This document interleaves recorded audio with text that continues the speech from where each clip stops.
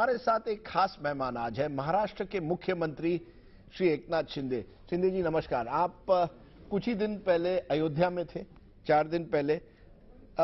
किस तरह से देखते हैं जो आप अयोध्या गए? कहीं ना कहीं क्या अभी भी एक हिंदुत्व की लड़ाई चल रही है शिवसेना, आपकी जो पार्टी है, और उद्धव बाला साहेब ठाकरे सेना के बीच, कि असली हिंदुत्व की पार्टी कौन है, इसलिए आप अयोध्या चले गए थे? नहीं, अयोध्या हमारे लिए सिर्फ राजनीतिक मुद्दा नहीं है। पहले मैं स्पष्ट करना चाहता हूँ, हम जहाँ जब भी गए हैं वहाँ पर एक श्रद्धा से गए हैं। ये अयोध्या हमारे लिए श्रद्धा, भक्ति और आस्था का विषय है, न कि राजनीतिक मुद्दा। और इसलिए इस बार की जो हमारी अयोध्या की यात्रा जो थी उसमें काफ़ी खुशी थी। सभी लोग, एक अलग माहौल था, उत्साह था, जोश था कार्यकर्ताओं में, क्योंकि इस बार प्रभु रामचंद्र जी के आशीर्वाद से हमें धनुष बाण भी मिला था और नाम भी मिला था, और मैं खुद मुख्यमंत्री भी बना था। और मुख्यमंत्री बनने के बाद पहली बार अयोध्या में रामलला का दर्शन लेना और वहाँ जाना, ये हमारे लिए मेरे लिए बहुत खुशी की बात थी। मेरे जीवन में सबसे ये इस बार का रामलला का दर्शन बहुत ही अहम था। और मैं इसलिए मैंने ये सवाल पूछा आपसे शिंदे जी कि आपके विरोधी कहते हैं ये फोटो ऑप था, कि केवल आप वहां गए थे ये दिखाने कि हाँ हम भी हिंदुत्व की पार्टी है, और इसी वजह से इस तरह का डिबेट हुआ है। क्या आप मानते हैं कहीं ना कहीं अभी भी एक लड़ाई चल रही है कि असली हिंदुत्व की पार्टी कौन है, आपकी पार्टी या उद्धव सेना? वो तो अभी चुनाव आयोग ने भी तय कर लिया है, सिंबल दिया है, नाम दिया है। दूसरी बात, लोगों ने एक्सेप्ट कर लिया है। अगर हमें लोग एक्सेप्ट न करते तो हजारों की संख्या में, चाहे अयोध्या हो या कहीं पर भी हो, लोग आते नहीं हमारे पास। लोग हमारे से मुंह फेरते। लेकिन आज महाराष्ट्र की बात नहीं, जहाँ भी मैं जाता हूँ हजारों लाखों की संख्या में भीड़ उमड़ पड़ती है देखने के लिए, स्वागत करने के लिए। और फोटो सेशन जो लोग फोटो लेने के काबिल होते हैं उन्हीं के साथ फोटो निकाले जाते हैं।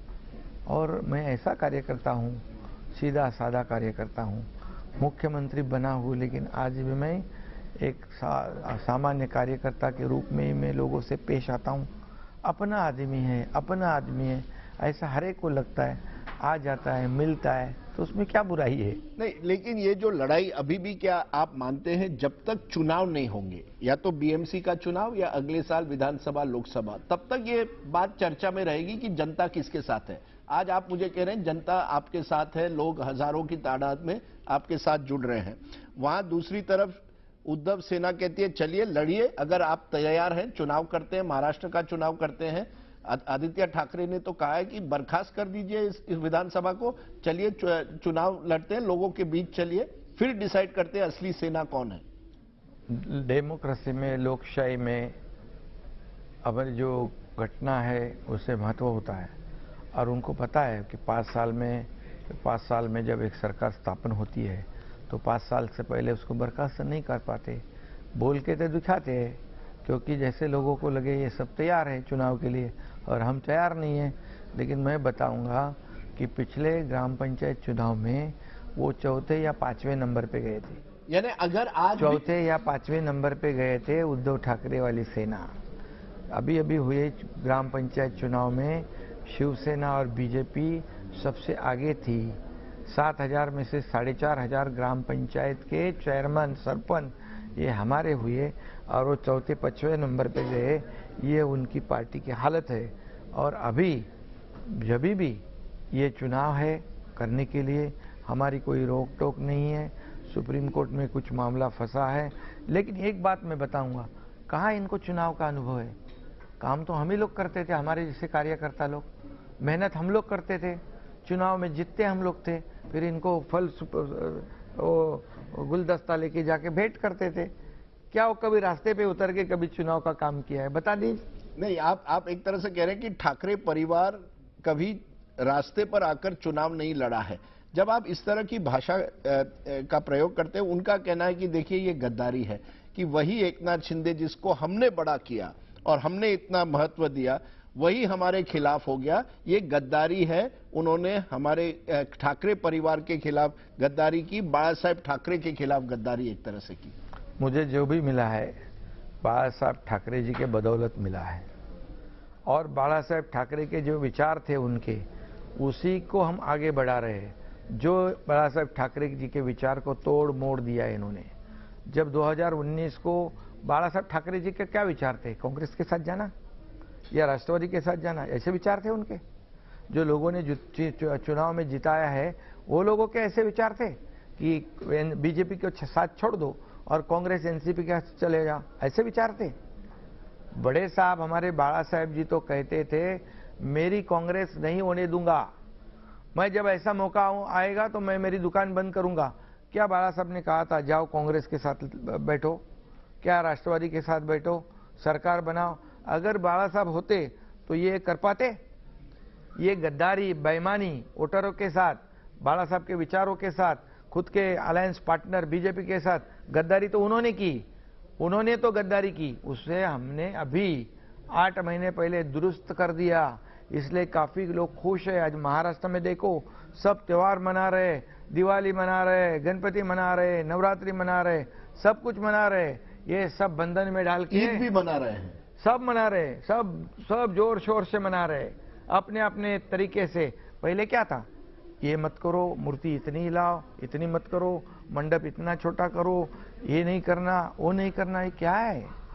क्या ऐसी लोगों को क्या घर में बंद करके रखने का ये तरीका है? तब कोविड था, लेकिन वो अलग विषय है। मैं आपसे ये पूछना चाहता हूं, क्या ऐसी स्थिति आ सकती है? हम भी घर में बैठे, आप भी घर में बैठो। क्या ऐसी स्थिति आ सकती है कि उद्धव ठाकरे एक बार फिर बीजेपी के साथ आ जाए? आप लोग एक बार फिर हिंदुत्व के नाम पर 2024 लोकसभा के पहले एक साथ आ जाए, ये चर्चा है? कोई पॉसिबिलिटी है या अब हो ही नहीं सकता? किसी भी हालत में आप एक्सेप्ट ही नहीं करेंगे उद्धव ठाकरे को वापस एक तरह से? हमने हमारी लाइन तय कर ली है। बाला साहेब ठाकरे जी के विचार वाली भूमिका, हिंदुत्व के विचार वाली भूमिका, हम आगे बढ़ रहे हैं। हम बढ़ रहे हैं, बीजेपी और सेना मिलकर बढ़ रहे हैं। उनके वही विचार, हमारे वही विचार, एक विचारों वाली सरकार स्थापित हो गई है। हम राज्य का विकास कर रहे हैं, केंद्र हमें सपोर्ट कर रहा है। इस राज्य को आगे बढ़ाने के लिए जो भी करना है, हम डे नाइट काम करने वाले कार्यकर्ता लोग हैं। अभी मैं और जो आप जिसके बारे में बोल रहे हैं, आप उनसे पूछना चाहिए कि उनकी क्या राय है। मैं एक पूछूंगा इससे जुड़ा हुआ कि ये कहा जा रहा है, अटकलें लगाई जा रही कि शरद पवार और अजीत पवार और एनसीपी धीरे धीरे बीजेपी के नजदीक आ रहे हैं, खास करके अजीत पवार। क्या ऐसी स्थिति आ सकती है कि जो आपका डबल इंजन इस समय है महाराष्ट्र में, शिवसेना बीजेपी, ये ट्रिपल इंजन हो जाए? एनसीपी या एनसीपी का एक पार्ट भी आपके साथ आ जाए, ऐसी बात हो सकती है? अभी तो मुझे पता नहीं है। हम लोग अपने चर्चा है, हम हमारे आपने अजीत पवार से बात की है? नहीं, हम हमारे नहीं, ऐसी कुछ बात की नहीं मैंने। हम हमारे डबल इंजन के साथ तेजी से ये रथ को आगे ले जा रहे, लोगों को न्याय दे रहे, राज्य का विकास कर रहे। डबल इंजन बहुत तगड़ा है और तेजी से चल रहा है। डबल इंजन आप कह रहे हैं। ये चर्चा है कि आपकी हॉटलाइन है अमित शाह जी से कि आप जब भी चाहें उनको फोन कर सकते हैं अगर आपका कोई काम अटका हुआ है। क्या ये सही है, गलत है? बिल्कुल। मैं अभी महाराष्ट्र की सरकार का मुख्यमंत्री हूँ, वो केंद्र के गृह मंत्री है, और एक दूसरे का काम राज्य के लिए हमेशा पड़ता है। और जब काम होता है, जरूरी चीजें बतानी होती तो मैं फोन कर लेता हूँ, वो फोन में मुझे रिस्पांस करते हैं। रिमोट कंट्रोल नहीं है? रिमोट कंट्रोल अमित शाह मोदी जी के हाथ में नहीं है? क्योंकि ये भी शिवसेना कहती है, जो उद्धव सेना कहती है कि एकनाथ शिंदे जो है, नरेंद्र मोदी जी और अमित शाह के हाथ में रिमोट कंट्रोल है, वो केवल यहाँ एक तरह से चेहरा है महाराष्ट्र में। नहीं, वैसा वो भी नहीं मानते, और मुझे भी कुछ अनुभव नहीं होता है। मुझे कभी भी उन्होंने ऐसा कोई ये करो वो करो, उन्होंने कहा है राज्य का भला करो, राज्य का विकास करो, राज्य को आगे बढ़ाओ, जो आपको चाहिए हम देंगे, हम तो पूरी तरह आपके साथ में ताकत से खड़े, इतना उन्होंने कहा है। लेकिन ऐसा नहीं कहा इधर से। लोग कहते हैं कि उनका सब कंट्रोल सिल्वर ओक से चलता है। सिल्वर ओक यानी शरद पवार का घर? ऐसा उनका कंट्रोल वहां से चलता है। इसलिए परसों दिन गए थे। उद्धव ठाकरे गए थे शरद पवार से मिलने। अभी हमेशा बाला साहब ठाकरे जी को मिलने आते थे सब मातोश्री पे। तो आप कह रहे हैं अब उद्धव ठाकरे जी को एक तरह से शरद पवार के घर जाना पड़ता है, जब एक जमाने में सब बाला साहब ठाकरे जी के घर आते थे। आखिर में मैं पूछूंगा, आपने कहा कि आप सामान्य कार्यकर्ता हैं, अभी भी आप सामान्य कार्यकर्ता की तरह काम कर रहे हैं, लेकिन कहीं ना कहीं क्या आप पर भी दबाव है? अब आप मुख्यमंत्री हैं, आप पर दबाव है, इस अफसर को ट्रांसफर कर दो, ये करवा दो। आपके जो 40-50 जो आमदार हैं आप पर लगातार प्रेशर लगा रहे हैं कि हमारा काम करवा दो। क्या कहीं ना कहीं आप पर प्रेशर दबाव बढ़ गया है? कॉम्प्रोमाइज कर दीजिए, ये सरकार जो है इसी तरह से चलेगी, किसी न किसी का दबाव में आप काम कर रहे हैं। ये सब झूठ है। मैं किसी के दबाव में काम करने वाला कार्यकर्ता नहीं हूँ, न था। मेरे सिद्धांत के हिसाब से मेरे तत्व हैं, और बदली वगैरह तो सब रूटीन वर्क है, और नियम से, कानून से, मेरिट से जो भी होता है वही मैं करता हूँ और करने के लिए बोलता हूँ। और मेरे विधायक भी समझदार है काफ़ी, सांसद भी समझदार है काफ़ी, उनको पता है ये काम होने जैसा है तो बताते, नहीं होने जैसा है तो नहीं बताते। क्या कहीं डर है कि सुप्रीम कोर्ट में मामला है अभी कि क्या जिस तरह से आपकी सरकार बनी वो गैर कानूनी थी, नहीं थी, और उद्धव ठाकरे कैंप को आशा है कि कहीं सुप्रीम कोर्ट अगर अच्छा वर्डिक्ट दे दे तो आपकी सरकार गिर जाएगी और वो फिर से मुख्यमंत्री बनेंगे? कहीं एक प्लान बी आपके मन में है? क्या ये डर है कि कोर्ट कहीं हमारे खिलाफ ना जाए?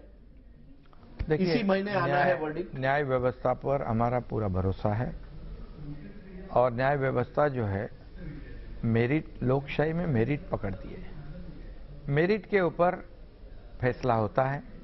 और मेरी जहाँ तक जानकारी है कि हमारी सरकार बहुमत वाली सरकार है। हमारी सरकार मेरिट के अनुसार, कॉन्स्टिट्यूशन के रूल्स के अनुसार ये गठित हुई सरकार है, ताकि मुझे पूरा भरोसा न्याय व्यवस्था पर है। अभी जो अटकलें लगाने का काम करते हैं करने दीजिए, घोड़ा मैदान तो पास में ही है। आखिरी सवाल, 2024 का चुनाव एकनाथ शिंदे के चेहरे पर लड़ा जाएगा? बीजेपी सेना साथ में लड़ेगी या कोई और तीसरा व्यक्ति होगा उस चुनाव आते आते? शिवसेना बीजेपी का ये अलायंस के माध्यम से हम लोग चुनाव लड़ेंगे, और शिवसेना बीजेपी 2024 का चुनाव बिल्कुल मेजॉरिटी के साथ जीतेगा। चेहरा आपका होगा, आप ही मुख्यमंत्री रहेंगे? मेरे कार्यकर्ता जो है चुनाव में जिताने वाले, हराने वाले और मेहनत करने वाले कार्यकर्ता होते हैं। ये सब कार्यकर्ता जो है भाजपा सेना के मिलकर लोगों के सामने जाएंगे और लोगों का आशीर्वाद हमारे को मिलेगा। तो अगले साल अगर मैं आपको इंटरव्यू करूं, आप फिर उस समय मुख्यमंत्री ही रहेंगे? अगले साल जब चुनाव के बाद ना, चुनाव के बाद आप ही रहेंगे मुख्यमंत्री? चुनाव के बाद तो मिलेंगे हम। चलिए, चुनाव के बाद मिलेंगे, देखेंगे कौन बनेगा मुख्यमंत्री। क्या है, हम कितना भी बोले, कितना भी बड़ी बड़ी बातें करें, लेकिन जनता जनार्दन ही बड़ा होता है। चुनाव में जिताने वाला भी, हराने वाला भी। इसलिए हम उनके ऊपर हमेशा छोड़ते हैं। हमारे कार्यकर्ता मेहनत करते हैं, हम मेहनत करेंगे, इतना काम करेंगे जनता के लिए राज्य सरकार के माध्यम से कि जरूर वो हमारी सरकार को आशीर्वाद दे ही देगा। आपको सुनकर लगता है आप पूरी तरह से अब एकदम कॉन्फिडेंट है कि आप मुख्यमंत्री ही रहेंगे। दूसरी तरफ से यह कहा जाता है ऑटो रिक्शा ड्राइवर, जो एक तरह से नरेंद्र मोदी जी को चाय वाला कहा जाता था, आपको कहा जाता है ऑटो रिक्शा ड्राइवर वाला। क्या कहेंगे उन लोगों को जो कहते हैं ऑटो रिक्शा ड्राइवर मुख्यमंत्री बन गया? लेकिन इसी के साथ ये कहूंगा मैं, एक ऑटो ने मर्सिडीज को पीछे छोड़ दिया। ऑटो ने मर्सिडीज को पीछे छोड़ दिया। और देखिए, कोई भी काम गलत नहीं होता है, उसको डेडिकेशन, डिवोशन से करना चाहिए, मेहनत और लगन से करना चाहिए। और जो भी मुझे जिम्मेदारी आज तक दी हुई, मैं पूरी ईमानदारी से निभाया। मैंने बहुत काम किया, बहुत मेहनत की, नौकरी की, मैंने जहाँ जहाँ काम मिला वो काम किया, लेकिन ईमानदारी के साथ, मेहनत में कुछ भी कमी नहीं आने दिया। और वैसे ही जैसे आपने कहा कि मोदी जी को एक चाय बेचने वाला, चाय वाला कहा, जिन्होंने कहा, जिस पार्टी ने कहा, उसकी हालत क्या हुई है। 400 सीट आते थे, आज 40 हो गए। विपक्ष का नेता भी लोकसभा में नहीं बन पाए क्योंकि मोदी जी काम करने वाला व्यक्तिमत्व है। इतनी लोकप्रियता के बावजूद लाखों लोग, करोड़ों लोग उनको मानते हैं। दुनिया ही नहीं, सिर्फ देश नहीं, दुनिया में आज उनका नाम एक नंबर पे है। हमारे देश की अर्थनीति को दुनिया में उन्होंने ऊपर ले गए हैं, नाम हमारा रोशन किया है। ऐसे व्यक्ति पर जितना आरोप करोगे उतने तुम खड्डे में जाओगे। एक ही मैं कहूंगा, हाथी चलता है बाजार, हाथी चलता है बाजार, कुत्ते भोगते हजार। चलिए, ऑटो रिक्शा मर्सिडीज के आगे चली गई है, कहते हैं महाराष्ट्र के मुख्यमंत्री। उन्होंने अपने सभी विरोधियों को एक तरह से उस एक लाइन में एक तरह से जवाब दे दिया। एकनाथ शिंदे जी, आपने हमसे बात की, आज तक से बात की, बहुत बहुत शुक्रिया। महाराष्ट्र के मुख्यमंत्री एकनाथ शिंदे।